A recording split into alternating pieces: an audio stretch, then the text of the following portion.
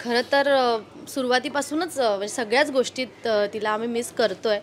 पण नक्की म्हणजे जसं आता आम्ही गणपतीला म्हणजे मी पहिला कुठला सण जो त्याच्या घरी मी गेले असेल लग्न ठरल्यापासून तर ते गणपती होता. बाप्पा बसतो. तर त्यावेळी म्हणजे शुभंकरच्या आईला म्हणजे आशुआईला अथर्व पठण जे असतं अथर्वशीर्ष पठण ते 108 वेळा त्याचं करायची तिला खूप हे होती म्हणजे तिला आवडीने ती करायची ती अनंत चतुर्दशीच्या दिवशी बरोबर ना. तर त्यावेळी म्हणजे ते पहिल्यांदा मी यावेळी अनुभवलं की आपण सगळे आणि त्यात ते सगळे एकत्र म्हणतायत तो सगळ्यांना. तर त्यावेळी तिचं होतंच म्हणजे तिचा प्रेझेन्स तिथे होताच. तर तिथे ती असती तर आणखीन तिने मला 4 गोष्टी सांगितल्या असत्या की हे असं करायचं आहे किंवा बाप्पाला नैवेद्य दाखवताना असेल.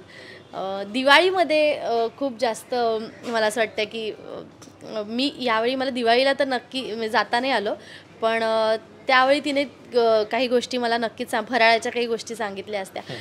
पण मी हे नक्की सांगेन की जरी आशुई आत्ता आमच्याबरोबर पण माझे जे सासरे आहेत म्हणजे शुभंकरचे बाबा आहेत ते इतके ह्या बाबतीत इतके काय म्हणू शकतो आपण इतके चेअरफुल आणि खूप छान ॲक्सेप्टन्स आहे त्यांच्याकडे इतका छान आहे.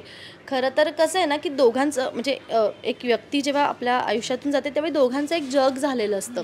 तिथे तिसऱ्याला पटकन इन्क्लूड करणं हे थोडंसं डिफिकल्ट असतं. पण त्यांनी इतकं छान मला दोघांनी पण हे करून घेतलं आहे. सो मला त्यांच्यामुळे खूप गोष्टी खूप इझी जाणार आहेत नक्की त्याच्या बाबांमुळे.